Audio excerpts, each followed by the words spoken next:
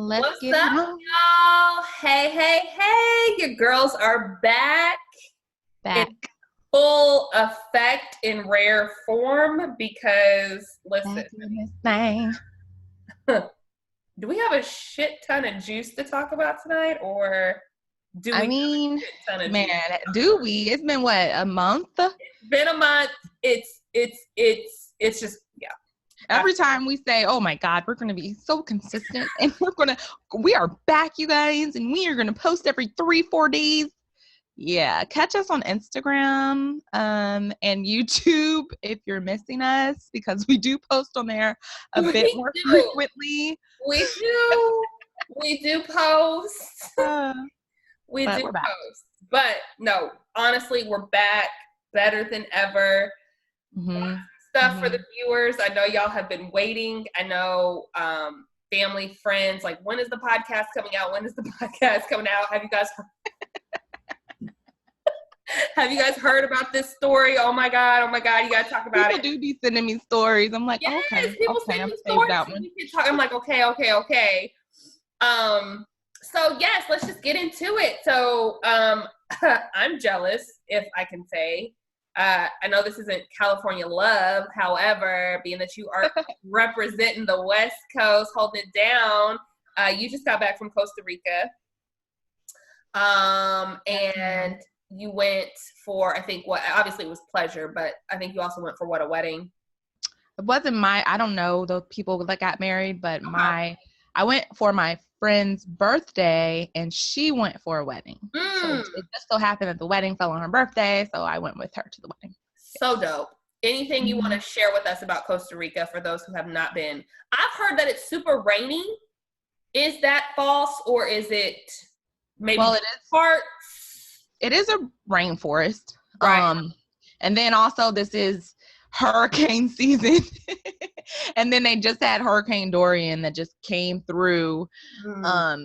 It went through Florida. It kind of hit the coast or whatever. So Costa Rica's under that in Central America. So it really wasn't too affected by it, but it did rain. It rained like 3 times when I was there, but it's like, I don't know if you remember like Miami rain, like it rained. It rains and then it stops. And then it's sunny as hell and hot as hell, like in 5 minutes. So it was like that. Yeah. I enjoyed it. I was actually really pretty happy it rained, just because it was so refreshing. It was like the cleanest, purest rain, and we don't see rain out here in LA, so it was good to me. But it was fun. It was beautiful. I did a lot of adventurous shit. Costa Rica is very adventurous country, so it's you can try to lounge and stuff, but it's so much wildlife that it's more so about activities. I have so many fucking mosquito bites, and these mosquitoes are the worst mosquitoes I've ever encountered in my life. Way worse than like Georgia or Florida. And there was like a scorpion in our room one night. Girl, by a scorpion. I have gotten stung by a scorpion. What? Yeah, because you lived in Arizona. I lived in Arizona. Oh my God. And I lived right next to my high school at the time, and I walked to school and with my girlfriend, my friend that was a girl, not literally girlfriend. I know it's 2018 now. You gotta be specific. Real clear. Oh, speaking of, I need to make sure we talk. I didn't add this into the notes, but before I got it. I know I got it. Yeah. Okay. But yeah, girl, so I was walking to school and I remember just being like on my leg. I was like, ah. And then I like patted my leg, patted it, because I'm like, what the fuck? And a baby scorpion popped out. Oh, it was in your pants or something, right? It was like it had crawled up. It obviously had to come through the rocks and then crawl up my pant leg. But yeah, I patted my leg and a scorpion just out. And I just remember being like, and I just was like, limping. You fainted, collapsed. I was limping to school, and the nurse was like, "You're fine," because I kept saying I got bit by a scorpion. I got bit. She's like, "No, you got stung." I'm like, "What the fuck ever? Write me a note so I can go home." Basically, so, yeah. But yeah, so yeah, okay. So there was scorpion in your room, girl. We paid extra for the swim out suite. Yeah, so we had a pool, but then night 2, the scorpion came, Girl, we was like, fuck that. They were like, we can move your room, but you will lose your swim out money that you pay. I said, that make it do what it do. Whatever. I'm not staying with no damn scorpions. And it seemed like, because we were on the ground level, plus we had the pool and the terrain, so it was lizards and fucking raccoons and armadillos and just monkeys, all types of wildlife. Like, it's legit the rainforest. Yeah, so the rainforest. Just be prepared. But other than that, beautiful. Well, you looked gorgeous. Thank you, girl. I was like, yes, friend, serving for the gram. Serving. Thank you, girl. The gram don't really love me, but you know, do it. Anyway. So is there anything you have for California love, or is it pretty much just any happenings, anything? So California love, I do want to make a quick shout out. So last night I went to this networking event at the Dime. So for those who are familiar with LA, the Dime is one of the most popular like historical Black bars or whatever. And I just happened to stumble across on my way out Nas's restaurant. So he has a restaurant called Sweet Chick. Okay. And Sweet Chicks. And I think he has this other 3 in New York, but this one, some guy, I ran into him when he was leaving. He was like, the food's so good. So I went in there and got some food, and yeah, it's amazing. Y'all should check it out. Like, I'm probably going to go back for brunch so I can enjoy the full menu, but it's a very nice vibe. It's some good, fine Black people in there. Okay. And yeah, it's the new little pop-in hotspot. So visit Nas's Sweet Chicks if you guys are in New York or LA, because it's really freaking good. It's really I don't know did we do a podcast since I've been back from LA? No. Okay. Can we just talk about Crab Queens? Oh my God, yes. Since it's in LA. Thank you for reminding me. Yes, we need to talk about Crab Queens. Blame it on, what's his name? Quay. Blame it on Quay. Pinky Quay, whatever it was. We finna blame it on Quay for real. This is what's really about to happen. Go ahead. You start. So, blame it on Quay. For those that don't know, he is definitely a social media light celebrity. And he has opened up a few locations that are called Crab Queens. So he's got one in Houston. I think that's the flagship store. A restaurant, and then he opened one in LA. I don't know if there's any more, but anyway, it's called Crab Queens. And long story short, the food looks amazing. It looks really good on pictures. However, on pictures, yes. And it may be good in Houston because certain different locations. It could be how the stores ran. Who knows? I really don't know. But what we know is from the time we got there, Whitney got there before I did. So I'm not too clear on her experience on that. But when I approached there, me, my husband, and my son, it felt very like extra. Meaning, the waiter or the host was very like, no, you guys cannot come in. You guys cannot wait. You have to, stand behind the line. Mind you, so as soon as you guys walk up to the place, right, there is a velvet rope. Yeah. Okay. Which I guess at one point in time, because the first time I tried to go on BET weekend, we were really lined up around the corner. It was a need for that velvet rope. It was necessary to have a line. Right. Okay. This time it was 12 noon on a fucking Sunday, Saturday. Nobody was fucking in the bitch. Okay. So we walk up to the entrance as you would any damn establishment. And as soon as I enter, I literally get shuffled out. I get shuffled and scurried out the front door by the fucking waitress. Like, I done walked in the damn Diddy's private section or something. Like, you have to stand you have to go around the rope and stand in line. I was like, what line, girl? Like, what are you talking about? And she tells me, 45 to an hour. At first she said that. And I had got there before you guys. So I was like, okay, I'll put my name on the list, whatever. I'll be out here for 4. So she comes out like 10 minutes later, and you guys were parking at that time. I knew you guys were right around the corner. So she was like, oh, is your party here? And I was like, oh, they just parked. She said, oh, okay. It's 4 of you guys. Do you guys mind sitting at separate tables? And I was like, no, it's 4 of us. So we're going to like eat together. She's like, oh, okay. All right. Well, I'll be right back. And so that's when you guys came in and y'all were looking at me like, Whitney, why are you standing in line outside by yourself? And I'm like, girl, they won't let us in. And she came back out for the 3rd time. And this is when she told us, what, an hour and a half? Or she told us like an hour. Yes. Yes. She did. And then literally 15 minutes later, she's like, oh, we have a table. Come in. Like, bitch, what? Yes. That was just the beginning. It was a mess.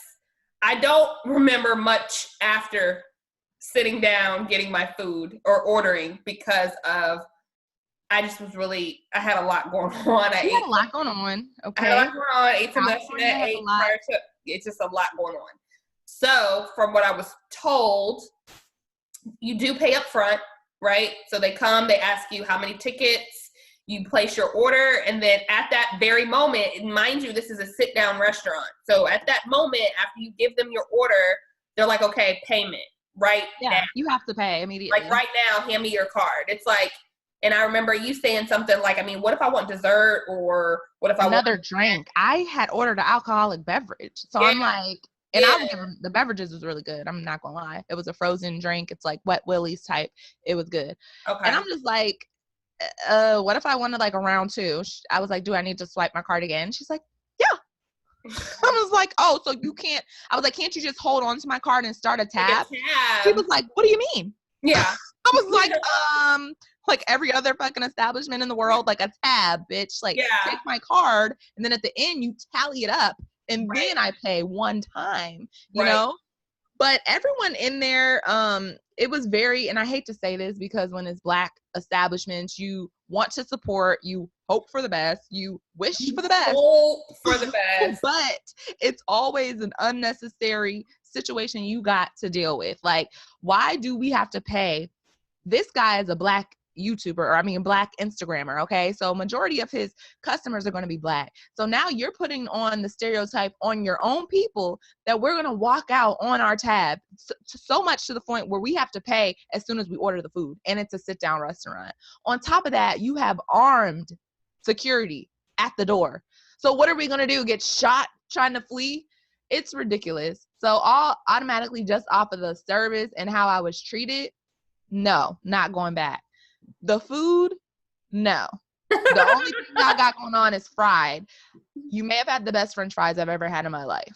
I'll give you that. Fries, I do remember the fries. The fries, I just kept eating, and I remember, was I eating your fries or Marlon's fries? Yes, you were eating my fries. Because Marlon, I don't even think Marlon killed his fries, and then I was like, ooh, these are so good, you have to taste them. Yeah. And I had fried shrimp. Marlon ordered everything. Yes, your shrimp were the bomb. Yes, their fried seafood is good, y'all. I would get a fried maybe basket to go. Yeah. Maybe. But I'm never paying $30 for no crab legs from them again. It was almost inedible because it was so salty. Like, no matter what sauce you got, even if you didn't get the sauce, even if you got it on the side, like, I don't know if they just boiled it in so much salt. It was just, everything was so salty. I couldn't even enjoy it. It just was overhyped. It wasn't good. Plus the service was good. It wasn't good. Marlon just keeps complaining about the worst $100 he spent, period. So that's all he talks about. He said he liked the fish. Well, but I mean, in comparison to, yes, it's like, okay, I guess maybe because he paid for the bill. So it's kind of like, you know what I'm saying? Like, me and Carter apparently didn't eat. Like, I wasn't really aware, but I mean, I was there and I didn't fuck it up. You didn't fuck it up because it was hard to. Carter fucked his up, though. Yeah, Carter probably fucked his up, but I did not fuck it up. But Carter said, yeah, salty. Carter said, yeah, salty. Listen, Carter. Like, it's a 10-year-old now. He is a food connoisseur when it comes to crab legs, okay? Yeah. Like, he loves crab legs, so he will be able to tell you these ain't right. Like, you need to go back. They had no crackers. Crackers. He's very, very particular about crab legs. So, girl, they had no crab leg crackers at a crab leg joint. So on a 1 to 10, this may be a teabag situation we saved, But on a 1 to 10, 10 being the best, what do we rate Crab Queens LA location? A 5. Okay. That is me being. That's being actually really nice. This is me being very nice because I would give y'all a 1 or 2, but because those French fries were so fucking good, and I am very particular about my French fries, they were good. Every fucking fry had a crunch, had a flavor. Those fries were amazing. I'm gonna tell y'all that, but everything else, no. Service trash. Crunch. Okay. All right. Okay. Well, that's out the way. All right, we are. Music City Streets. I really, there is I don't know why I always laugh because I know what you're on in Nashville, girl. Because I know what you're gonna say. Hold on. What is it, a corn picking festival? No, it's nothing wrong with that. Okay. No, we don't know who watches, and so our viewers. Nothing wrong with it. We have a Nashville. This is actually not bad. Wait, stop. We have a Nashville Taco and Margarita festival, right? And it's at Kung Fu Saloon. So that is this Saturday at 2:00. For those that, may want to go out for Nashville tacos and margaritas, I'm here for it. Are you going to that? Will you be there? No, I will not. Actually, you know what? I'm supposed to be out of town. We'll talk about that after this. Well, how'd you hear about this event? So I on Facebook, I typically will sign up to say, like, if I see something on Facebook, it's like, oh, that sounds interesting. I'll sign up for it. And then it sends me reminders as it approaches. So that's why I like to look and see, like, okay, if I'm not doing anything, I'll reach out to my girls, whatever. Oh, just see what's popping. Yeah. Now, there are a few things coming up, because we do have a wide range of age range viewers. So this is what I was about to say. I can't even say it with straight face. The OJs. Okay. Well, they are legends. Yes, girl, that's what I'm saying. The OJs. I'm not coming for the OJs. Okay. The is that I missed the Isley brothers. Ooh, that'd be good. Yeah, the OJs will be here October 7th. They are going to be at the Schermerhorn Symphony Center, so it's very intimate there. Very good setup, scenery, vibe. Boom Bap is it's the last Saturday of every month. So for those that don't know about Boom Bap, all it is it's a big basement of like a warehouse. It's a different DJ every month. We had DJ Jazzy Jeff that came in town, Funk Baxter Flex, I think, what's his name, or someone else. I can't really think of all these DJs. But we have a specific DJ every different month that comes. So Boom Bap Nashville, that happens every, the last Saturday of every month. And then last but not least, I wanted to say that Summer Walker will be here. Save the best for last. However, she will not be here until December. But the tickets did go. We talking about a event in December now, girl. But here's the thing: the tickets just went on sale. So. Oh, that's everywhere. Yeah. Okay. Well, get on it if you want to go see her, because she may actually sell out. I've seen her before live, and my friend, so I like Summer Walker. I listen to her music. I listen to a lot of R&B and slow music and stuff that other people would consider sad. I love it. Too. That's how we both are like that. So I really enjoyed her live, but my friends, they were so unimpressed. The girl was super nervous. So Summer Walker was very nervous, but she was also like, one of my friends said she felt like she got hit with a tranquilizer dart. So I was just like, don't do her like that. Like, this is her first big show. And everybody has to start out, everyone has to start out. Oh, yes. Y'all go support her, okay? All right. Well, that's all I got. I am so ready to hop into the tea. What is the tea, sis? Oh my Wow. God. I'm It's like so much tea. It's just so convulsions right much now. tea. I'm gonna just move from the light tea to the dark Okay, tea. so we're gonna start we're gonna enter it real light. Come on, Tina Turner. We're gonna start out real light. Oh God. So real light. So we got a few new couple alerts happening. All right. A lot of y'all probably already seen Jeezy, Young Jeezy, and Jenny May, how you say her name? Jenny Mai from The Real, Hey, have come out as a honey. couple. Love Okay. them. I love them. Yeah, they've come out. They stepped out. They took a few pictures and released their pics at the same time. So, also with that, you know, where there's good, there's bad. So also with that, after, you know, this publicness of their relationship went viral, some old video clips of Jenny on The Real, I think like 4 years ago, whenever Tamar was still on there, they came out as well. And she made some comments about basically like she likes her dark meat on the side. So they were talking about, you know, different types of relationships, how they like their men, whatever. And Jenny said that she likes her dark meat on the side. And Tamar, of course, was like, what the hell you mean dark meat, blah, blah, blah. And Jenny's like, you know, I'm with a white man now. You know, I feel like they treat me better. They, you know, whatever. But I do like black men, but more so on the side. Like she couldn't be committed to a black man. And that surfaced. Okay. And then people are very, you know, they're criticizing the way she said it on top of that, you know, with the dark meat thing on the side. It's like, you know, they always trying to degrade us black folks in some type of way. So yeah, of course, stuff like that is going to resurface.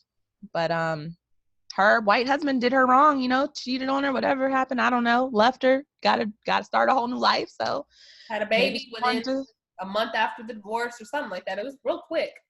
Right.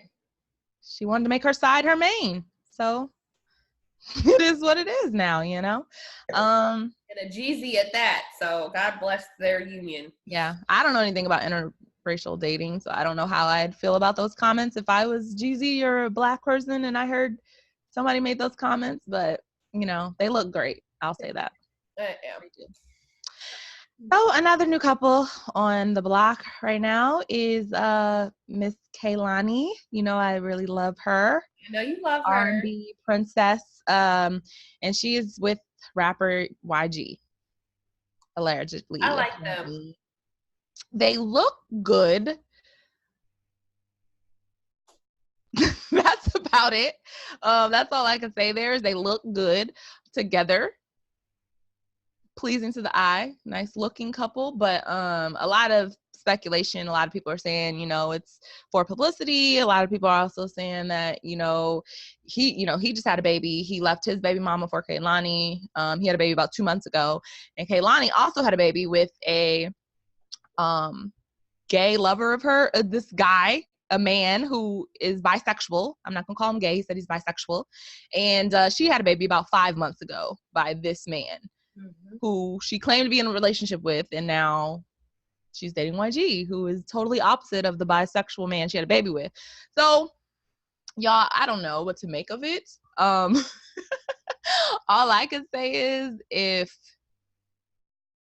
I don't know. If he really did just have a baby less than 2 months ago, I wouldn't see how this would work. Period. It's giving me, I'm getting Tristan Thompson vibes. But, you know, Kehlani, I fuck with you, so I'm not going to drag you for this, but get out, sis. Just get out. Just get out. Okay. Yeah. I mean, yeah.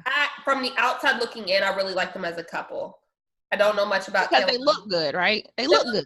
They look good. She looks happy. He looks extremely happy. And, you know, I wish them well. After finding out more information from you today, this does. Yeah. And what makes it worse is she looks identical to his baby mama. They look like they could be damn near twins. Like with the face tats, the everything. They look identical. We know he has a type. YG has made colorist statements like all over the place. Even at Nipsey Hussle's funeral, he made colorist statements about how him and Nipsey was chasing light-skinned girls. Like, it was so inappropriate. But he's just young and dumb as well. And yeah, he clearly has a type. He's clearly a colorist, and you know, he's clearly moving very fast after his baby. And he has another baby with this woman as well. So he has 2 kids by this woman, both under the age of 5. And Kehlani made a statement she made a comment on his post of them and basically said 5 years in the making, kissy face. So people are speculating that Kehlani may have been having an on-again, off-again relationship with YG while he was with, you know, his baby mama, blah, blah, blah. And it's just a messy situation. And that's just not a good way to start a relationship, you know? Ask Chloe. So I'm just saying it's not. Whoop. Slip some tea. But, you know, God bless them. Mm-hmm. So another baby news. The tea on the streets is the rumor mill is saying that our other new couple, Diddy and Lori Harvey, I like them.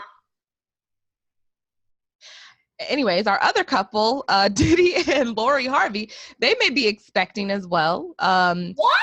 22-year-old Lori Harvey was spotted with a 49-year-old Diddy in Cabo this weekend, and he was, you know, seen rubbing her stomach or talking to her stomach, and some compromising type photos that made it look as if she could be pregnant. The rumor mill started going. People started leaving all these comments and, you know, baby pregnancy emojis on Lori's post. So Lori went to Instagram and posted a bikini pic of herself. Which doesn't mean anything. Basically trying to show that there was no belly. But Kylie to me, Kylie did that.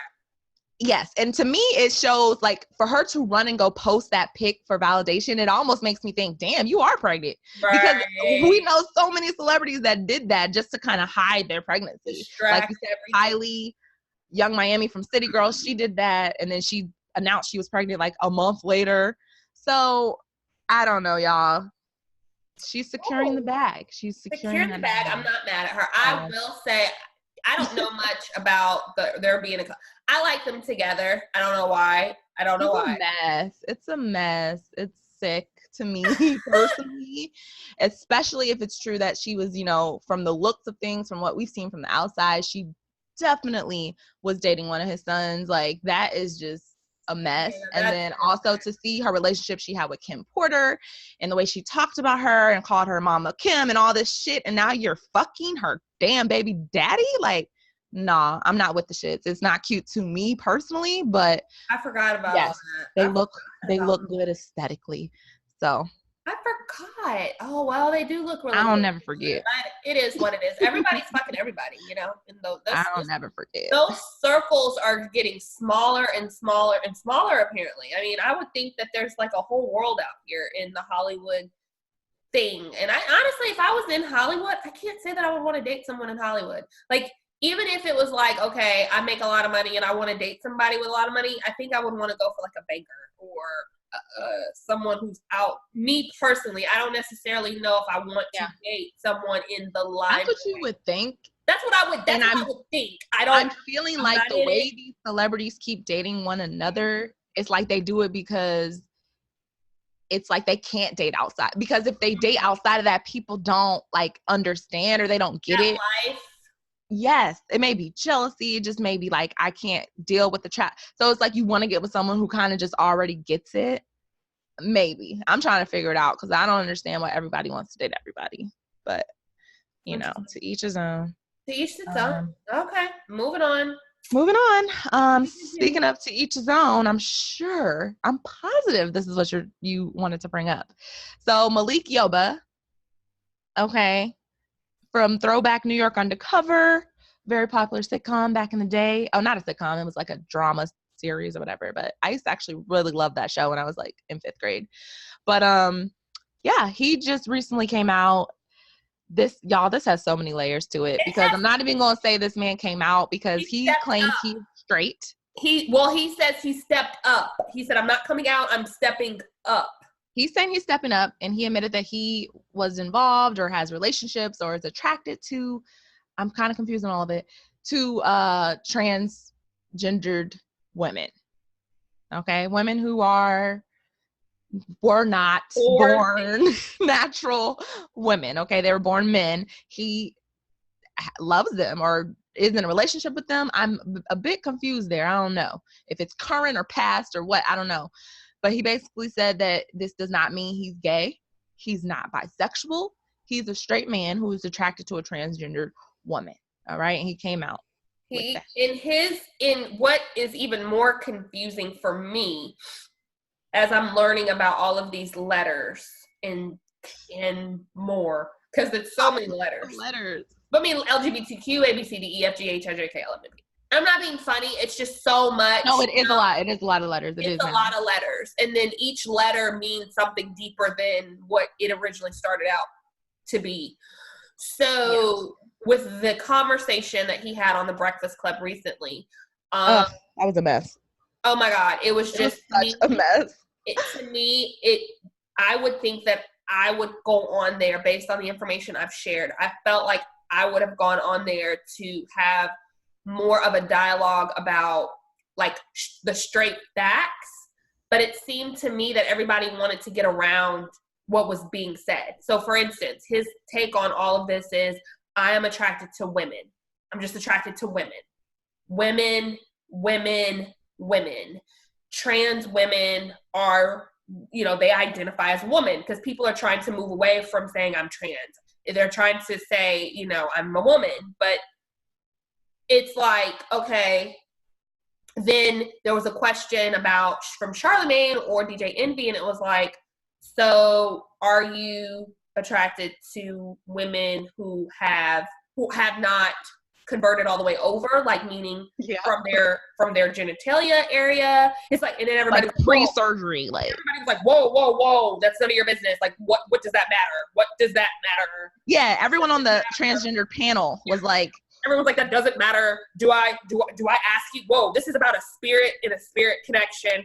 And for me, it just made things more and more complicated, because those are questions that I felt like, one would know. Like, are you attracted to a chick that still has a dick?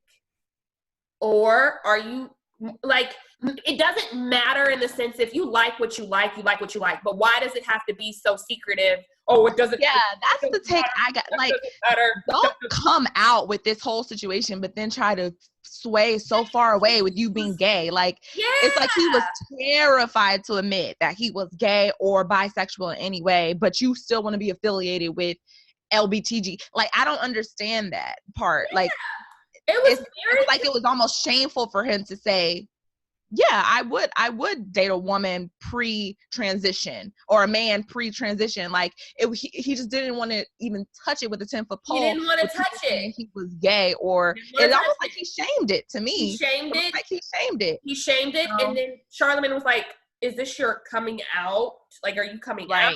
He was like, "Whoa, I am stepping up. Like, again, like, oh my God, like, everybody's trying to get around from what it is. Like, that's how we have this LGBTQ, A, B, C, D, E, because everybody wants to be like, oh, I don't do that, but I do it, but I don't.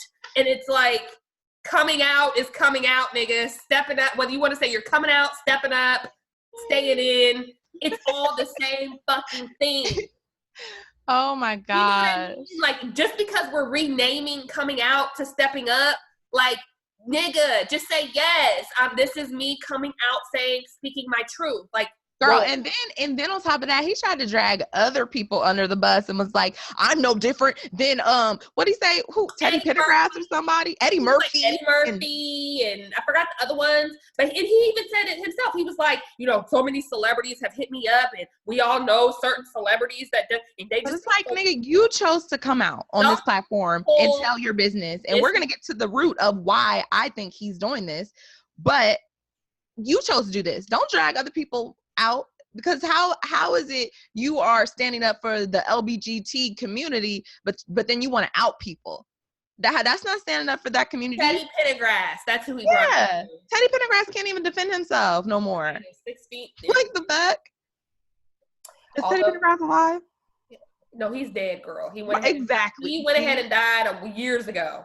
Thank you. So don't be talking about no damn Teddy Pendergrass. Even though he did get caught for the transgender, and he ended up paralyzed for that, but that's besides the point. Let's let that man rest in peace. Malik Yoba really ain't shit. I'm gonna tell y'all first of all. And that whole Breakfast Club panel, first and foremost, that wasn't the platform for y'all to go on in the first place to try to bring some transgendered awareness. Like y'all, like Charlamagne, all of them, they're not even on that level of consciousness. Like they talk about celebrity gossip and shit like that. Like it wasn't going to be received well by that audience, and it's not received well. Like that video has almost 3 times as many thumbs downs as it does thumbs up on that video. So it's a lot of comments, and people are saying what you said, like the same thing, and a lot of women are offended, myself included. I was like, this is really just nonsense at this point, because they started to say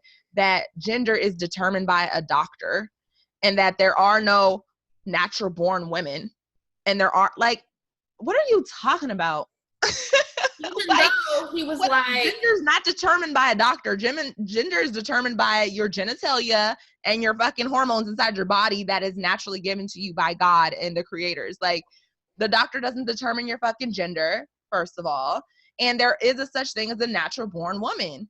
I was naturally born a woman. Like, you can come and be a transgender woman, and that's fine. My thing is, don't take away the credit of natural born women. Like, you guys didn't grow up with period cramps and hormones and this and being violated as a woman. Like, don't giving birth, getting pregnant, giving birth, losing a baby, maybe not being able to have a baby, but still having the same symptoms of someone who still can't. Like, being a woman is so complex. Dealing with that shit from the age of, some women have to deal with periods from 9 years old. Like, this is the coming of age. Like, I'm a natural born woman because I dealt with the bullshit my whole life. So don't come here and now, because you want to put on heels and makeup and, you know, go to the plastic surgeon and say, oh, I'm a woman now. Like, no, you're a transgender woman, and it's nothing wrong with it. My thing is, it almost looks shameful for y'all to sit up here and try to deny the fact that you are transgendered. Like, why not be proud of it? That's my thing. Because I don't see why you want to be a real woman like that. You're a transgender woman, and you shouldn't hide it. You shouldn't be trying to trick men into thinking that you're a real woman. None of that. I don't understand that part. So. And that's what I struggle with the most, is because it's like you said, it's almost like they're shamed, but I also feel like there's this level of like,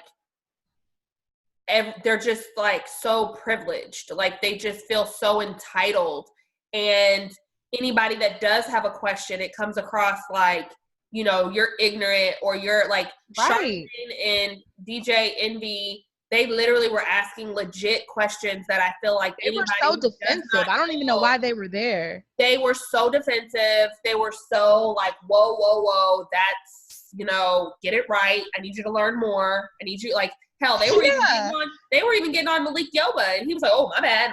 I just, you know, this is why I'm here. I'm learning." Yeah, because they have all these new acronyms and these new names. Like, these names were just originated fucking 5 minutes ago. So I don't know why you expect everyone to talk about, oh, you're a CIS and you're this and you're that. Like, nobody knows like, these proper terms. You're hetero, but you're not. And then one of the points that I really want to get across is that I am a firm believer, and this is my stance on this, like, I really don't have an issue with how you identify, but if I am a woman and I see you in a bar as a man, and I know that, and I don't know that you are a born woman, or vice versa, if, you know, a guy sees a pretty girl, you know, this is more common than not, like, the surgery's really great and you look like a woman. I do feel at some point, maybe not in that first conversation, because things happen and you may get a little scared, but I feel like in those very early stages, you should disclose, I was born this and now I am trans, whatever. Yeah. And this community is trying to make it seem like it's wrong for people to want to know that they were born something else. To even ask. And that something's wrong with them, because it's like, oh, well, why are you so homophobic? Like, why are you so, it's like, no, like, dude, you need to share that. Like, not everybody wants to be, yeah, you may look like it, but at the time I find out that you have a dick and I really truly like pussy, I don't want to do it. Has nothing to do with me wanting to hate you. It's just more so like I would feel like I would respect you more. Like, yo, whoa, thank you for telling me that. So that if I can either proceed to talk to you or I can make the decision for myself to not talk to you.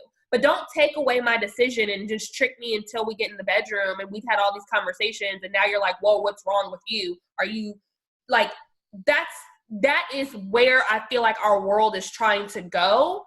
And it's fucked up. Like, that's low down. I'm sorry. Like, don't take away my choice to know how you were born. Like, I don't care how. That's exactly where it's going. Like, it's going in that direction. Is. No, let me know that you were born something else and give me that option.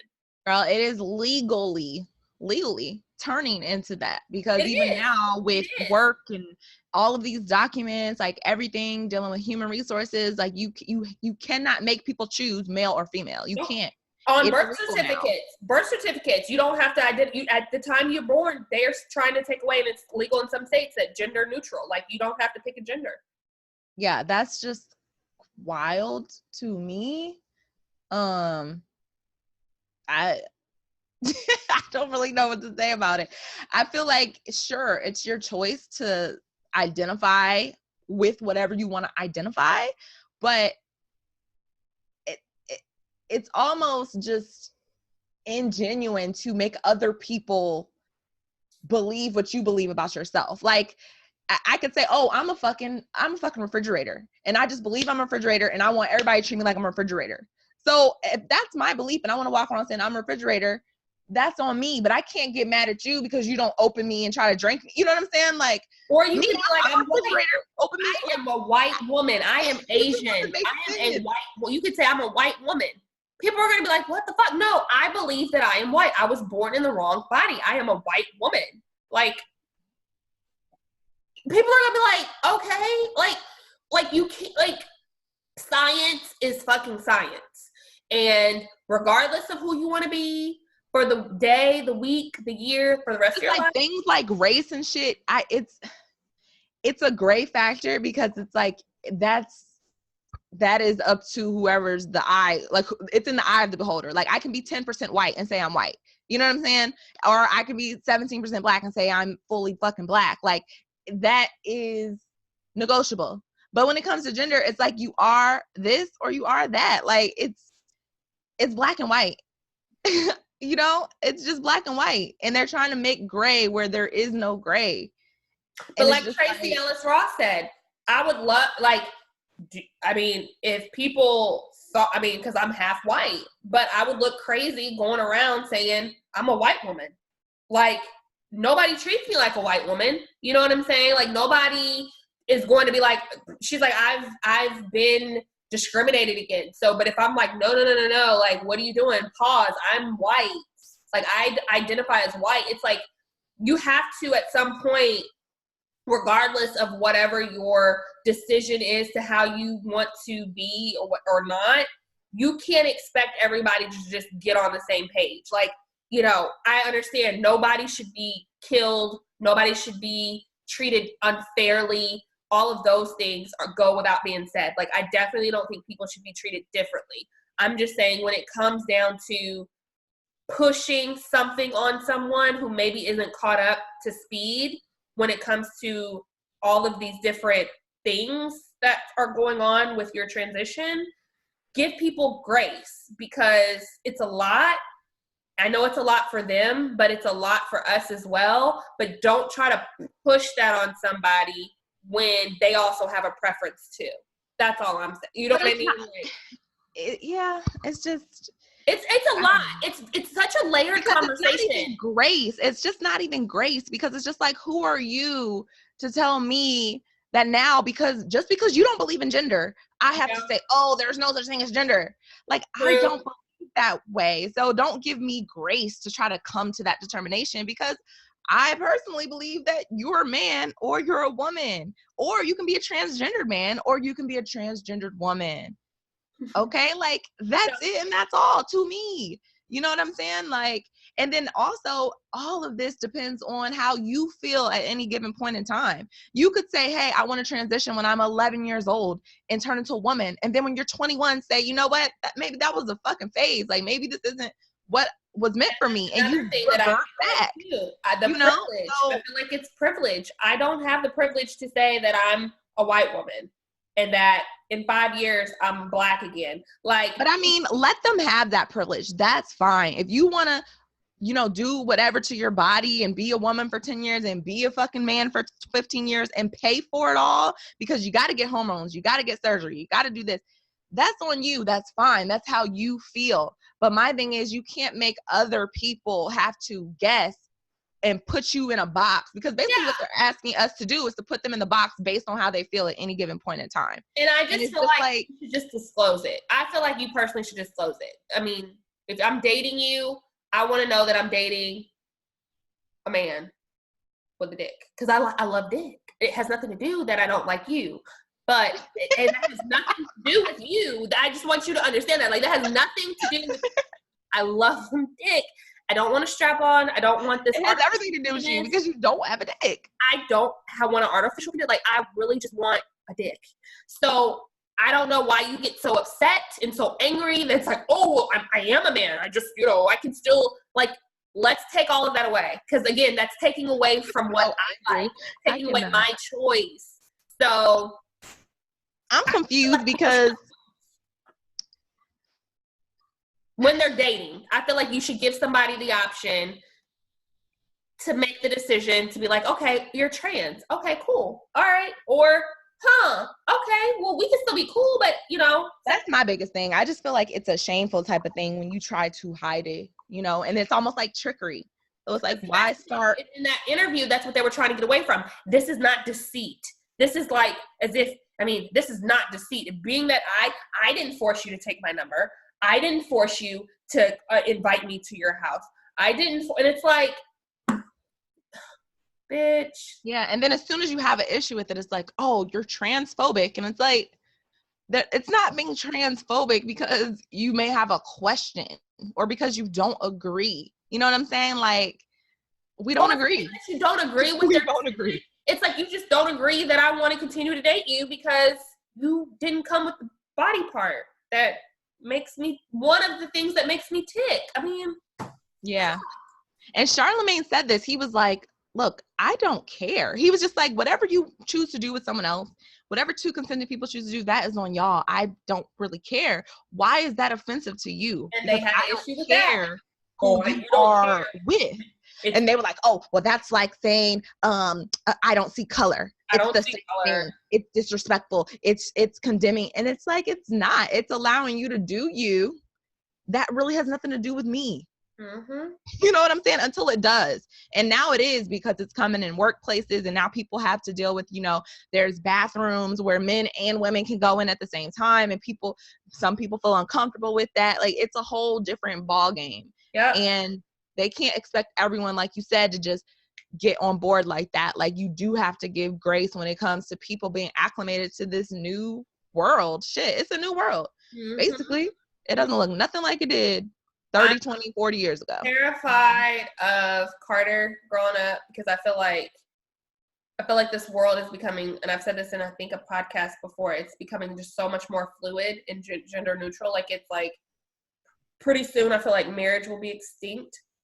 It'll be like, you're married? Oh, wow. You're married. Like, I feel like I already feel that way, girl. Yeah, well, I'm just saying, like, going forward, it's already feeling that way. It's already feeling that way, but now it's like, I feel like going forward, it's just going to be like, people are just going to be able just to be like, I've been with this one. I've been with this one. Oh my God. And I really feel like you're straight. You like only women? You only like men? Like, really? Yeah, that's going to be the minority. It already is. Going. Already there, basically. Yeah. Already there, basically. Because don't even take me there, but it's popular now to be bisexual and shit. But so yeah, all right. Well, but let me just circle back before we move on real quick. So the whole reason Malik is stepping up, all right, the tea is, the word on the street, and videos have already surfaced, is that a former prostitute, transgender prostitute, says that she was having sexual relations with Malik as well as some other young girls on the street at the age of like 13. So she said she had sexual relations with him from like 13 to like 19 or 20 or something. And yes, trans on the street prostituting. And there is a large trans prostitute community in New York. And she said around the time when she was messing with Malik, he was really popular. Like that show New York Undercover was, you know, very, very popular. So he was very famous, and he would just come around and yeah, he would get the pick of the litter, and it would be young transgendered prostitutes. So this is something he's been on for a long time. And on top of this, it's like he really stepped up and tried to get in front of this story, because these allegations are coming out. They're about to come out. And now he's just going to act like it's transgendered. And granted, this woman now is grown. She's probably like late 30s now, but back then when she was messing with him, he was like in his 20s or like 26, 27, and she was like 13, 14. So girl, everyone's cars are getting pulled. All these allegations are coming out. Like, I know you heard about the Paul Mooney. Did you hear about Paul Mooney's allegations? Mm-hmm. So comedian Paul Mooney has allegations that came out from some OG from back in the day. He did an interview, and he used to be like Richard Pryor's like former manager or some shit. Don't quote me on that. But anyways, he released statements that basically Richard Pryor had a hit out on Paul Mooney because Paul Mooney was fucking his son, Richard Pryor's son. And Paul Mooney was probably like 30, and Richard Pryor's son was like 16 or something like that, 17 or something. And TMZ, you know how they are, they caught up with Richard Pryor's son to kind of like confirm the story. And they were like, did you have a consensual relationship with Paul Mooney? And Richard Pryor's son on the street was like, how can it be consensual if I was 15? So he basically just confirmed it and kept it moving. So now Paul Mooney, he's like canceled all his shows. Like he's been super undercover, low key. So everybody's getting exposed in these streets. Sip on that. Mia just took a almost out of wine. Ooh, do I have enough for the rest of the show, child? Ooh, Lord. That was a lot of tea.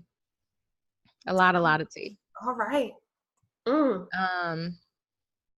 I did want to talk about the Antonio Brown. I didn't know if you had that on your list. I do not, girl. So Antonio Brown, football player. I think he played for the Raiders. And he is under some serious allegations as well. And more so than his story, I kind of want to just talk about like the whole thought process behind what happened with him. So hold on, who's Antonio Brown? He's a football player. He played for the Raiders. For who? Oh, the Raiders. Okay. So he basically so allegations have come out. He used to date his trainer. His trainer, they met, I think, in college, personal trainer, girl. And they dated for a while, on and off. And she has now come out to say that she was raped on 3 different occasions by him. There have been text messages from him to her, like he's gonna, she's just some scum bucket, like she's a slut, she's this, like he's just really angry, like, yeah, I skeeted on you, blah, blah, blah. So apparently the first allegation that she would like to talk about is... She leaked the text messages?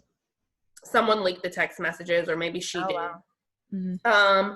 The first incident that happened was, I guess he groped her and kissed her without her consent. There was another occasion where he walked up behind her and skeeted on her back. So that's like sexual assault, she's saying. I'm confused. What do you mean? Like, just creepy, like, you're standing in the bathroom, maybe, I don't know where they were, but just you're standing and then almost like someone grabbing your pussy. Like he's just like jacket off and then skeets on her back. And it's like, oh my God, you skeeted on me. Oh my God, that's gross, you know? So hold on, let me just, I'm a little confused. Is this while she was training him or while they were in a relationship? On and off again relationship. So this is where the conflict and the conversation is really surrounding, because it's like, how do you get raped 3 times and how do you get raped 1 time, you go back? How do you get raped 2 times and you go back? How do you get raped? You know, so that's kind of the conversation. Just like getting hit. Yeah. And so the 3rd time is she's saying that, you know, they were leaving. I don't know if they were at the club together, but she ended up going over his house after the club and he forcefully just actually literally raped her. So they're having conversations. But she's filing a civil suit. This apparently he's worth multi-million dollars. She filed a civil suit for $75,000. So people are thinking like, you know, she's after money and. The hell is $75,000 though? Huh? I'm just like, what is $75,000? Like, well, and that's what people are literally not anything. Like, I mean, not to say it's not anything. It's, of course, I wouldn't love it right now, but I'm saying it's not anything in like, that's not really trying to hit somebody's pockets like that. Right, which is why people are pretty much, that's why people are saying like, they really think she just needs some quick cash. And this is just to kind of like ruin, because like, people are just saying like, if you really, if she says she's raped, innocent until proven guilty, whatever, let's just wait till it comes out. But people are saying like, if you really were raped, why not take him to the cleaners? Like, why not make this nigga pay? Why ask for, it's almost like asking for $2. You know, a crackhead, it's like, okay, I'm gonna just give you something. You know, I just need something. I need something. But yeah, it's pretty crazy. More importantly, would you go back, or what are your thoughts on a situation where you put yourself in a position not to be raped? Nobody deserves to be groped, sexual assaulted, or anything. But in your opinion, what do you think goes be in the mind of someone who would be very uncomfortable to the point where they say this is rape, this is sexual assault, and then they continue to go back and have on again, off again relationships with this one person? Not saying it can happen. I'm just saying like yeah. Right. I feel you. I get you. I hear you. I mean, I'm not going to judge nobody in no situation like that, because domestic abuse is real and it's, you know, it's an addictive type of thing. It's like, it's no different from being like an alcoholic or a drug addict. Like, some people are just addicted to these relationships and addicted to these toxic situations, you know, and rape is just another form of abuse. Of course, it's like extreme sexual abuse, but it's just another form of abuse.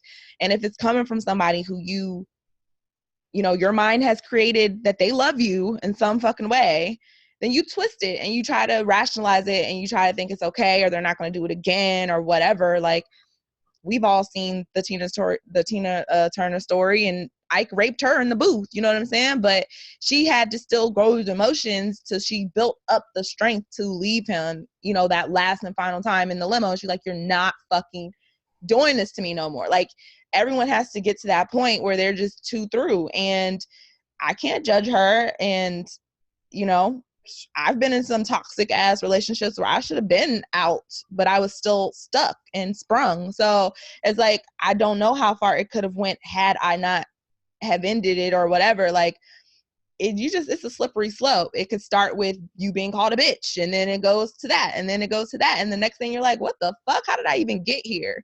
Like, you just don't. I don't judge nobody's situation like that. You're right. No, listen, you're right. But what I am gonna say is that $75,000, I don't know what that's about. It seems very odd to me. I don't know how much time has passed since this whole thing happened, but yeah, that $75,000 is like a weird number to me to arrive at. And I don't know if it's because like maybe she asked him for something, maybe he said no. Like, I don't know. Well, did they have kids? Apparently, she started out as like a side chick, allegedly. Okay. And he's had babies and everything else on her. Like, you know what I mean? They like, have a baby together? No, they don't have any kids. Like, she's just always kind of been shunned. Like, I'm gonna deal with you when I won't, you know. It could just be more so than anything. It could not even be about the money. And she just is like, you know, your lawyer's like, ask for, like, you know, sue. But it could be more so than anything, just trying to get his name ruined or drag his name through the mud. Because it's just like, he could have did something, piss her off, or maybe she just finished therapy. I don't know. Just, you never know. And maybe she's just like, I want everyone to know about this. Like, it's more important to her, not about the number, but more about him just being held accountable. True. So I'm with it. It's fishy to me all around, though. I don't know. It is. And there really hasn't. This story is highly under wraps. He has been dropped from the Raiders. He got dropped? You say he did get dropped? He did get dropped. Oh, but maybe that was her whole purpose, was to make, you know, ruin his reputation, ruin his career. I don't really know why we're still surprised that these football players are aggressive and abusive. Like, most of them are. Okay. Just putting that out there. But that's unfortunate. I hope that situation gets handled. Yeah. There was another basketball player that got dropped too recently. I can't think of his name. I'll have to look it up, but that was an interesting story too. About him getting dropped from his baby mama. And yeah, it was a crazy story, but anyway. What do we want to get right into? Yeah, that's all the tea I got right now. Kevin Hart. Forgot about Kevin Hart. Yes, that was, oh my gosh. Oh my God. I'm like, wait a minute. Listen. That's a big fish. We gotta address this. So we will skip our black sugar. No, we're not skipping it. I got something for that. Oh, you do? Okay. So we're just gonna continue on with the tea. Kevin Hart, I have a feeling you can set this up better than any motherfucker on here, wherever. So Whitney, just set it up for the people. I'm sure most of us already know what's going on, but Lord. Just set us up, sis. Set us up. We told y'all this was like tea heavy, this one. This is a loaded episode, so please stick with us. Okay, so Kevin Hart, wow. This is another story with multiple layers. Okay, so I got word of this story when I was in Costa Rica, and I was like, oh man, I'm glad he made it. You know, I saw the car accident, and I was just like, oh wow, close call. Like, thank God he's okay. I hope he's okay. Scroll, you know. Yeah, I was like, oh, you know, thank God. I was like, oh, good. Yeah. He got his back surgery. He's all good. So I was like, okay, cool. God is good. So a few hours later, the stories start trickling in. We get more information. All right. So details come out that Kevin Hart, you know, he had just got a brand new car, that some classic car that he was super pressed about. He posted it online. And this is the car that was actually in the actual accident. Okay. So allegedly he was out that night with his wife Aniko's trainer. So she has a personal trainer, a white woman, right? Okay. So he was out with Aniko's trainer. Now Aniko wasn't there, but he was out with Aniko's trainer and the trainer's husband. All right. So that's fiance. Okay, not husband, fiance. So that's innocent enough. He's just out with, you know, some associates and a wife or whatever. So they're out, and allegedly this accident happened on the way home from the establishment they were at, and a 911 call got leaked, and it was basically Aniko's 911 call that she made. And so I'm assuming when I first caught up on this, I was like, oh, she was at the scene, or it must have been close to her house or whatever. Come to find out, she was at the house. Kevin was at the house because Kevin had fled the scene of the accident of his own vehicle. So this is already sounding familiar. Like, shout out to Terrence J, because this literally just happened to him. But he fled the scene, and he left his vehicle with the two people that he was out with, Aniko's trainer and her fiance. All right. And Aniko gets on the 911 call. She has no urgency in her voice. She really doesn't give a damn. But she says, hey, you know, my husband, he says he can't move or something. He can't move. But yeah, that's what he says. He can't move. There was an accident about 2 hours ago. And yeah, I think he needs an ambulance, I think, because he said he can't move. I don't know, so so that's the 911 call. If y'all haven't heard it, just go Google it. It's out. And yeah, so he got picked up. Kevin Hart got picked up. He went into emergency back surgery because of this accident that he tried to flee the scene of. So automatically my mind starts to wonder. I'm like, well, why the hell would he flee the scene? Why would he flee the scene of his own car and leave these two people in his car?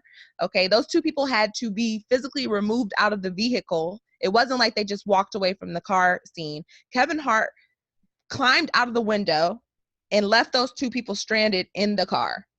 And another 911 call gets leaked, and it's from pedestrians at the scene of the accident. And they basically tell, the ambulance, he tells the operator, like, we need an ambulance right now. These people are stuck in the car. So we get confirmation that Kevin Hart left these two people in his vehicle stuck while he fucking ran home or got someone to pick him up or whatever. All right. Now, more details drop on top of that this car that they were in was a 2-seater car, meaning only 2 people can sit in the car. There was no back seat. All right. Apparently, the wife, not the wife, the personal trainer, the woman, was in the lap of Kevin Hart. Okay. This is all alleged. Bloggers are saying this. This is the talk. And allegedly, there may have been some type of sexual swinger type of relationship happening. All right. And this is why Nico has been shown to be very uninvolved, unconcerned with Kevin Hart's injuries. TMZ actually caught up with her leaving the hospital. They said, hey, we just want to know, is Kevin Hart okay? Is he good? Is he going to make it? She said, yeah, he's fine. He's great. We're all great. Like, he's good. He's always good. All right. So he's over it. We don't really know what's going on behind the scenes, y'all. It's just a lot of speculation, but there are just a lot of things that don't add up. Why would Kevin Hart flee the scene, leaving 2 people stranded in his car, especially if he wasn't the driver? Because apparently the side of the car that he was able to get out of was the passenger side, which means Kevin Hart was riding passenger side in his own car, but still felt the need to flee the scene. So y'all tell me what you think about that. I don't know. My mind is definitely wondering. So I need to know the conclusions that I had drawn from the video you sent me today, child, have now just washed out. So now I'm back at square one where I'm like, I don't know what the fuck to believe. I don't know. It's just too many layers. So many layers. We haven't heard from the 2 people in the car, so I know Kevin is paying them off. We know that there's not a whole lot of noise around this. There's a lot of us speaking on it and speculating with our own conclusions, but when it comes to like the details or even someone on Kevin's behalf speaking, nobody is saying anything. Hush, hush. Which is quite strange. I saw today Aniko, she hadn't posted anything, she hadn't done anything. Today she actually put up a story of her getting her hair done inside of her home. She ain't put up shit about her man and her well wishes, hoping he gets. Thank God God spared his life. None of that. She don't give a fuck. She was like, so-and-so came and did my hair. He made a house call, and she was living in bliss. But damn through with Kevin. Needless to say, I just think she's like, you know what, fuck this. This is your battle to fight. I fought for the last one, and that wasn't on me. And I'm just sick of your shit. So Kevin is somewhere cooped up, hopefully recovering. We hope he gets better quickly, although we have heard reports say this is going to be a very long recovery. Very long recovery process for this man. Yeah.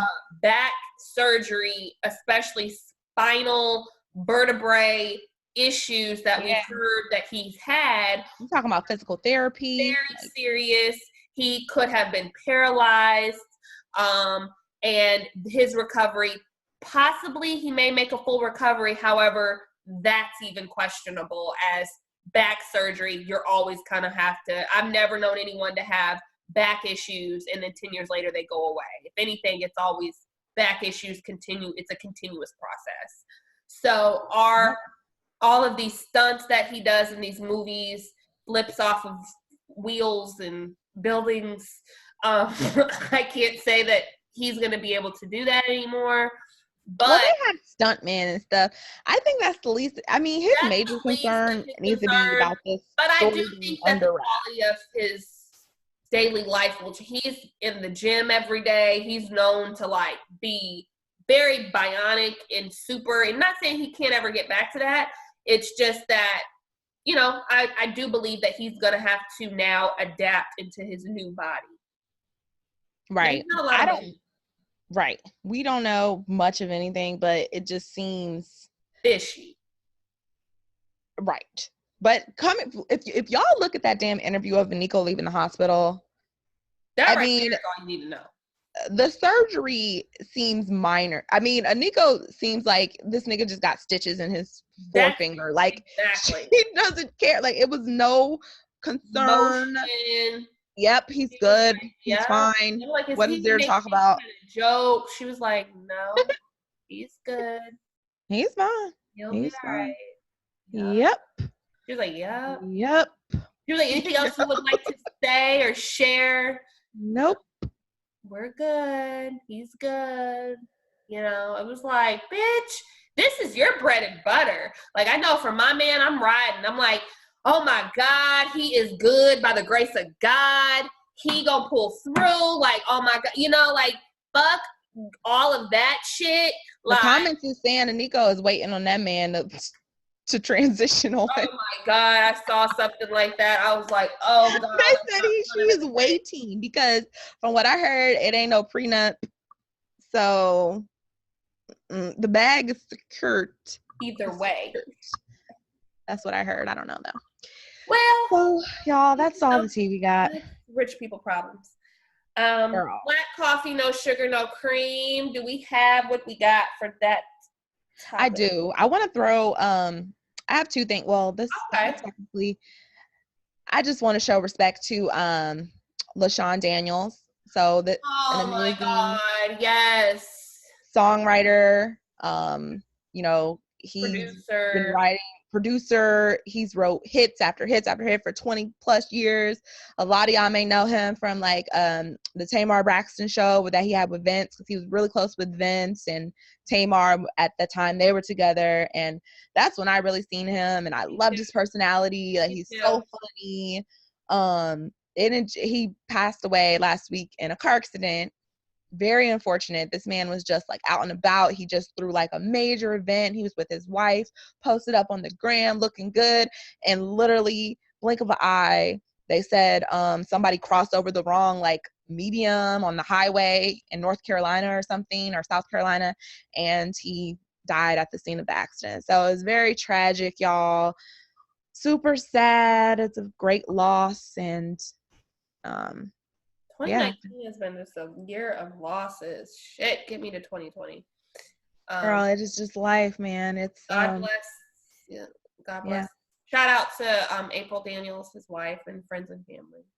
Yeah, and Tamar and them, they actually had fallen out like before his death, and I'm glad to know or see that, you know, Tamar posted about him, said she still loved him as her friend and all that. So hopefully she can be there to support April, and they can kind of come together in all of this. So God bless his family, but just wanted to shout him out because he left behind a great legacy. Okay.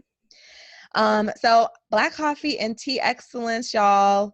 I have to give a shout out to my girl, Rihanna.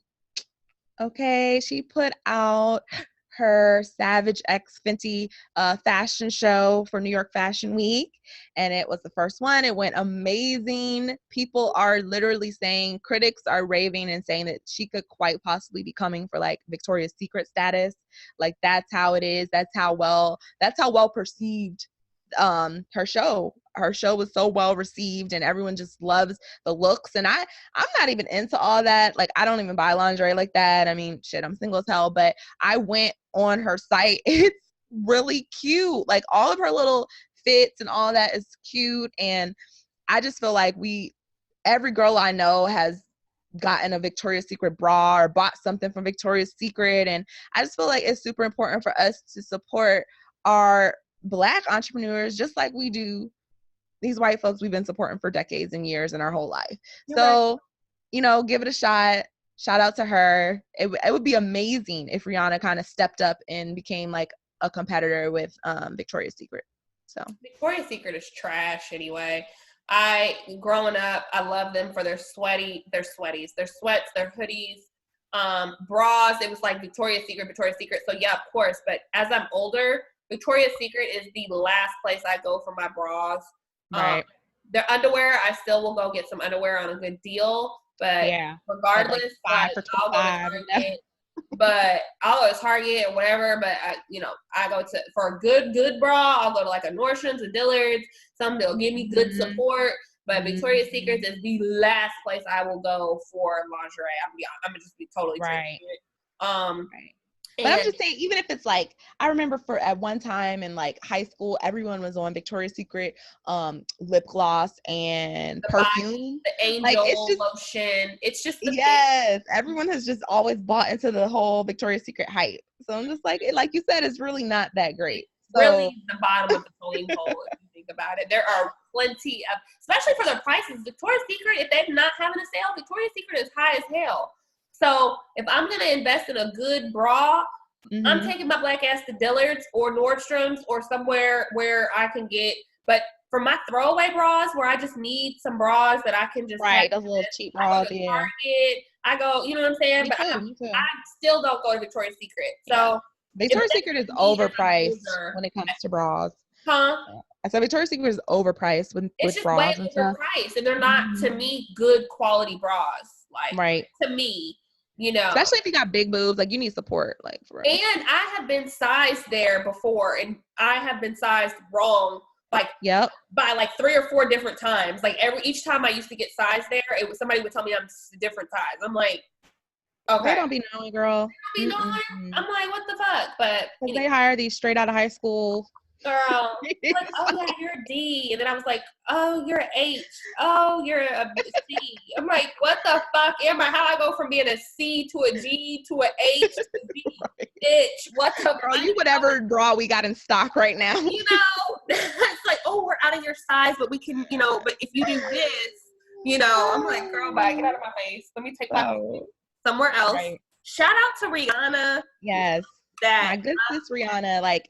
And y'all stop badgering her about this fucking album, okay? She gonna put out the album whenever she feels like putting out the damn album. She has a lot of fucking songs out there. Right. So scroll down memory lane. Because right now I see what she's doing. She got her eye on the prize. Like, she can't let the fucking Kardashians come through this bitch and let fucking Kylie Jenner be the damn world's richest billionaire. Like, no. Rihanna could take her shit and build up something for the masses, just like Kylie has done. And she has to move out of the mindset of just being an artist and an entertainer, because that's the small coin. She got her eye on the big coin. Yeah. Let her set it up. I'm with it. I'm supporting it. I'm with it. Rihanna, if you need an AR, AVP, SVP, ABC, motherfucking A or Z, I will be that girl. Let me holla at me. Girl, that was your passion. Remember, you were going to be a shopper, like a professional high-end shopper. I wanted to be a fashion buyer. Yeah, buyer. I have learned so many things about myself, and this is the real tea. For my 20-somethings, my teens to 20-somethings, take your time in developing yourself, what you want to do at 15, what you want to do at 20, what you want to do at 25. It can change. And college is not for everybody. And I'm not trying to steer people away from college. Like, college there's a benefit there. There are scholarships that I would encourage you to seek for. I would encourage you to get all the free money for college. But I also feel like there are awesome trades that people can take up that make exponential amount of money. Entrepreneurship is one of the biggest things going right now. Not everybody's meant to be an entrepreneur. Some of us are meant to be employees because we want a steady paycheck, whatever. It's whatever you want to do. This is the time for entrepreneur. This is the time for entrepreneurship. My biggest advice to you all is to take your time. If there's something you want to do it. You know, there have been things that I've wanted to do and I was talked down from doing because it's like, oh, well, that doesn't really make money, or that doesn't really do this and it doesn't do that. And nowadays, social media has made, you know, because I wanted to be a hairdresser at one point. Had I went to cosmetology school before I went to TSU, knowing what I knew then, knowing what I know now, and putting that together, I could have owned my own salon by now. Social media, the way that, I mean, that's now huge. So you know, think about if I had my craft back then to now, like, and I would have only spent like $3-4 grand or 10 grand for the whole year. Like, I'm just saying, like, really, really don't think that you have to make a decision. You don't have to go to college right after you graduate high school. Maybe you do need to take a year. Maybe that means you are undecided for the first year or two until you learn more about what you want to do.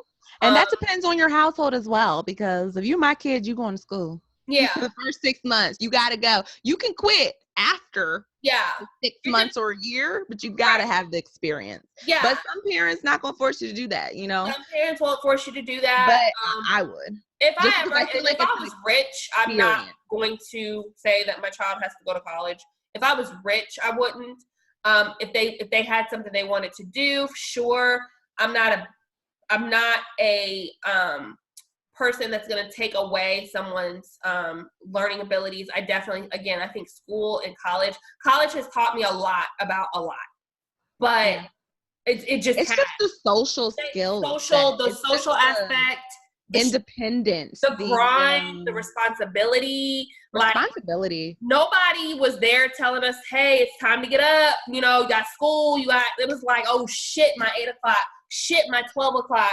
You know, it's all on you.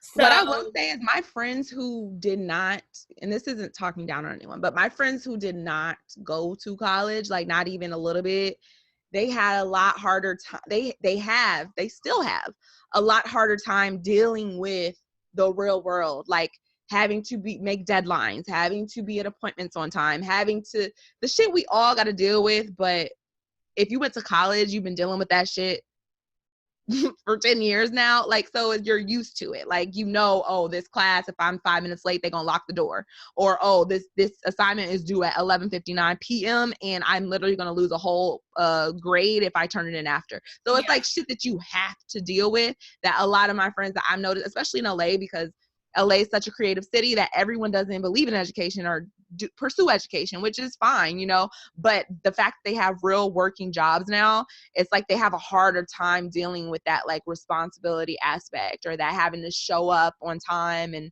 just the shit that we've become accustomed to, you know? Right. It does brace you for the world, I feel like. To me, that's totally what I feel.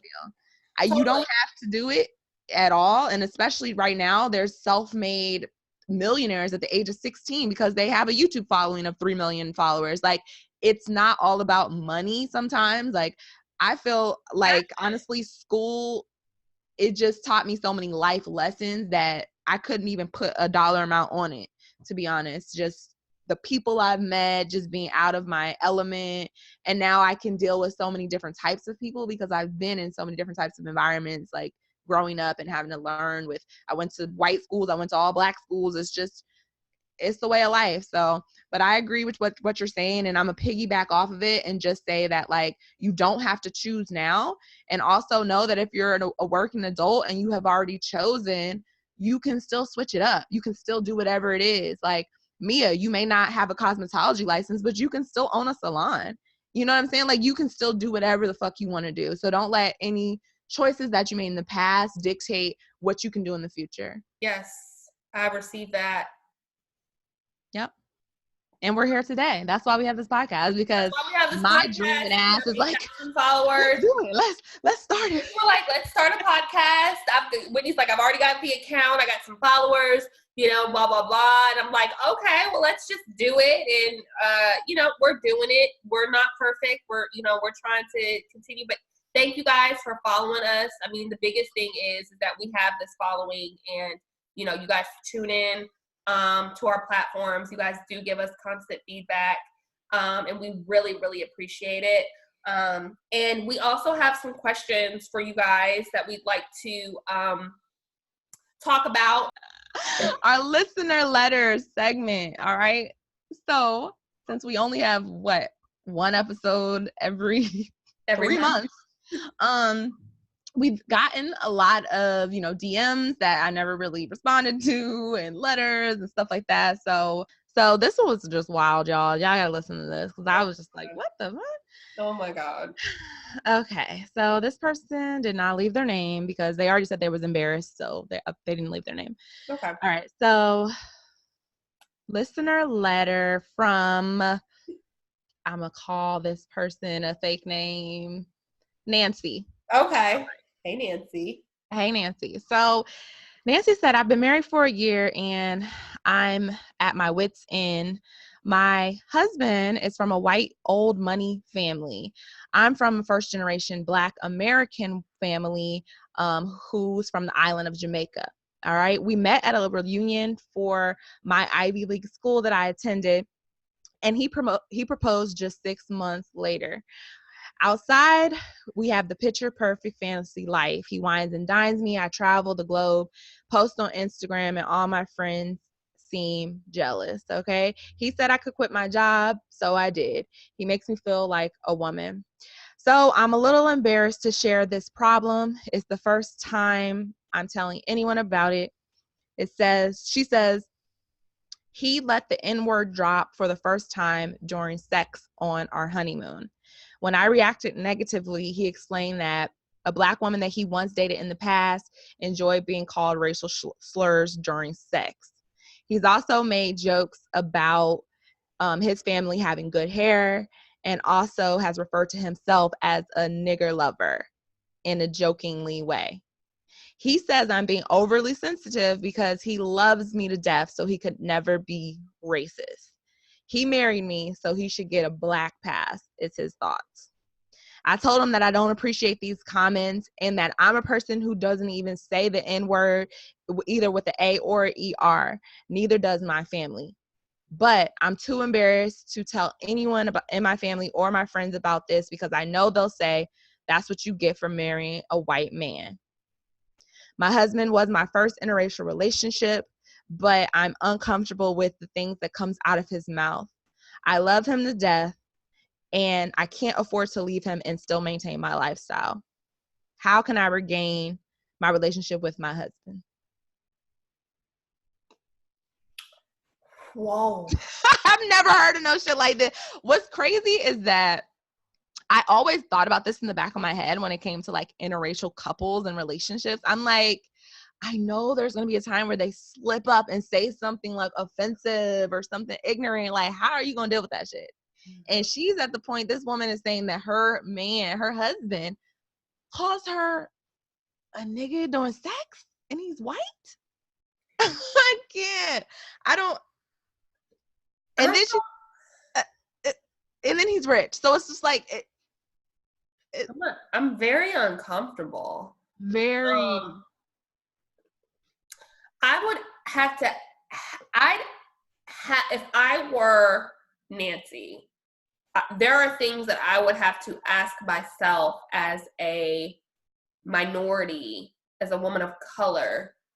Why do I feel like this is not okay?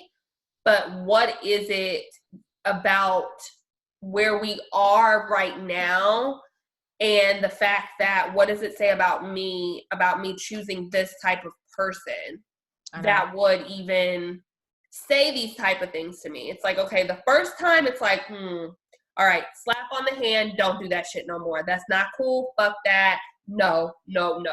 Like, you really should know better. But if by chance you just want to use this one pass and you're saying you didn't know, okay. But like the fact of like everything else, and like now he's like, you know, but I love you, and there's no way I'm racist. I'm a nigger lover or a nigga lover, whatever the case is.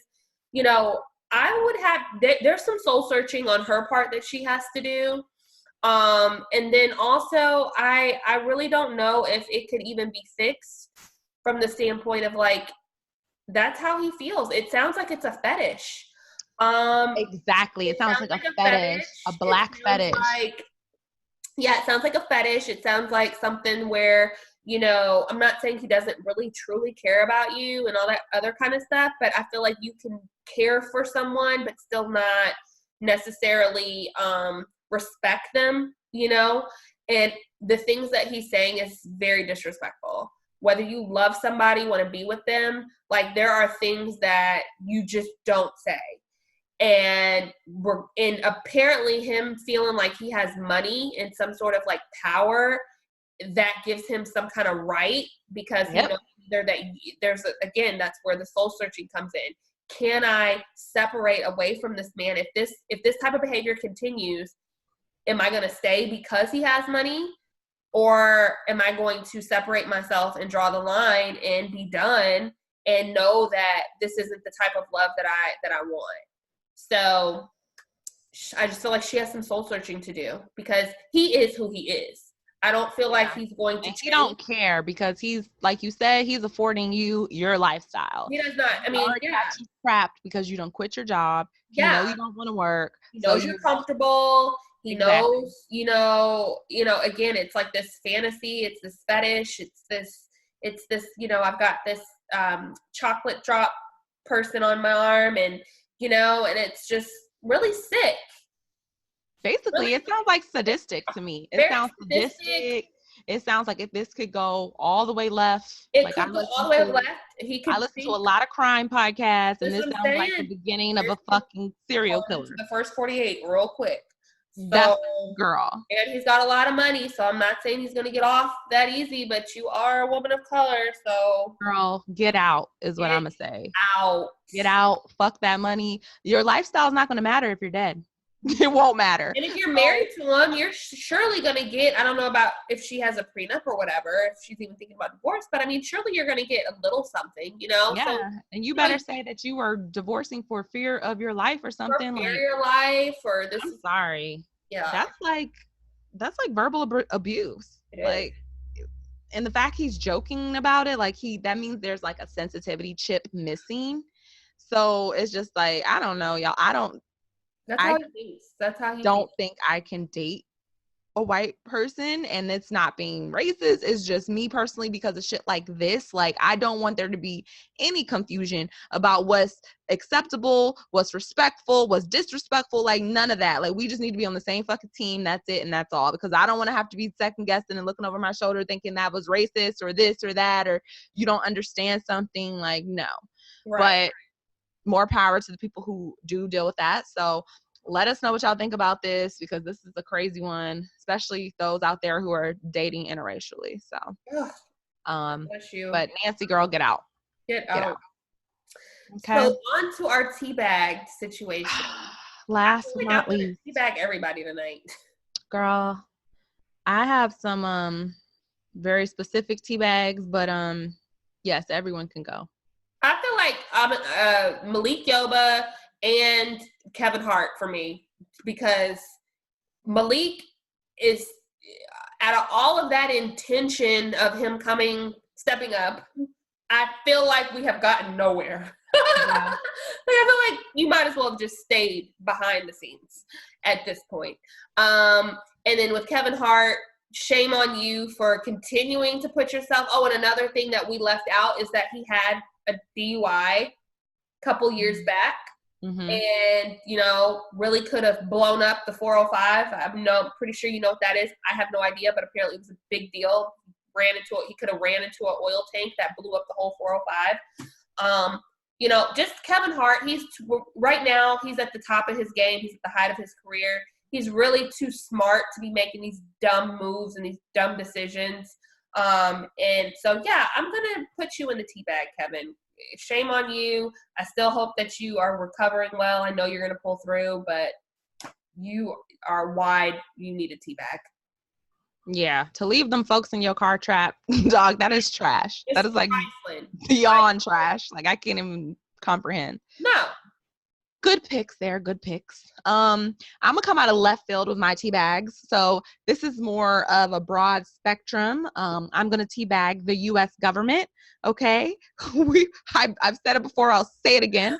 But there's two specific incidences that I really need to talk about. So today, the verdict was given to, I don't know if you guys have been following this Skylar Richardson story, but this is the story of the white cheerleader who basically, she didn't want to be pregnant. She hid her pregnancy and she delivered her baby, allegedly killed her baby, and buried the baby in the backyard after her like senior prom. Okay, so this happened 2 years ago when she was 18 years old. She's been going through trial and all of that. Her trial end date was today, and the verdict was read that she was found not guilty on 3 out of 4 counts. Okay, so not guilty on murder, not guilty on manslaughter, not guilty on child abuse. She was only found guilty on concealing a corpse, so burying her born child. This is for the state of Ohio.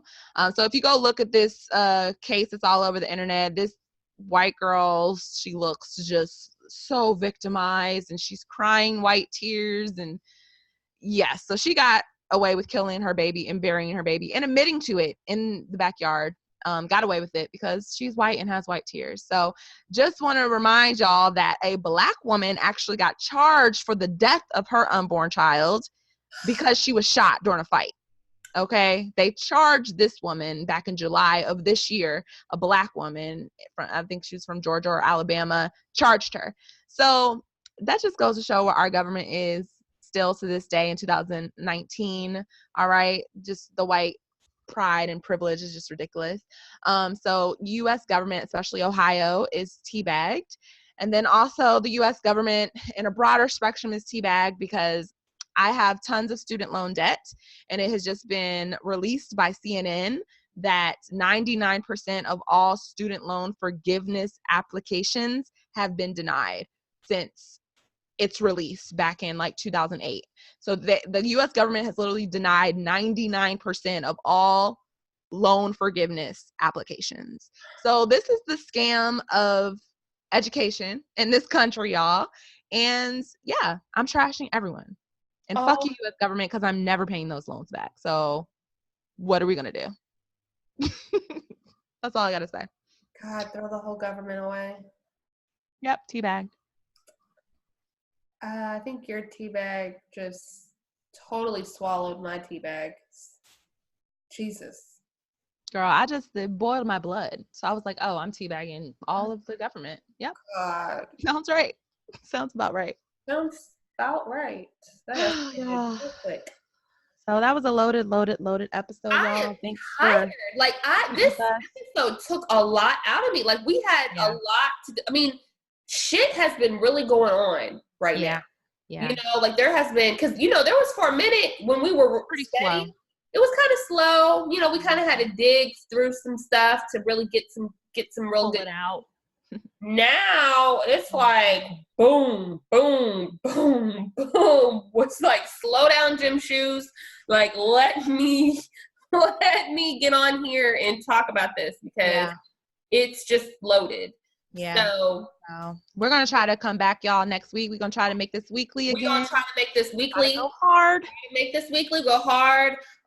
Keep steady content. Make sure that you subscribe to all of our channels: Spotify, Apple, SoundCloud. Yes, please rate and review our podcast so we can get boosted on the Apple Store. Black Coffee and Tea Podcast on YouTube. Yes. At BCT Podcast on Instagram. Yes. And that's about it. If you want to email us your listener letter, send us an email at Black Coffee and Tea 312@gmail.com, or you can DM us. All right. Yay. So thank y'all. It's been amazing. Peace, love, and hair grease. Till next time. Bye. Bye. If you enjoyed this episode, make sure you subscribe to the Black Coffee and Tea podcast, available now on iTunes, Spotify, SoundCloud, and YouTube. And if you want to be a part of the BCT fam, make sure you follow us on Instagram at BCT Podcast. Until next time.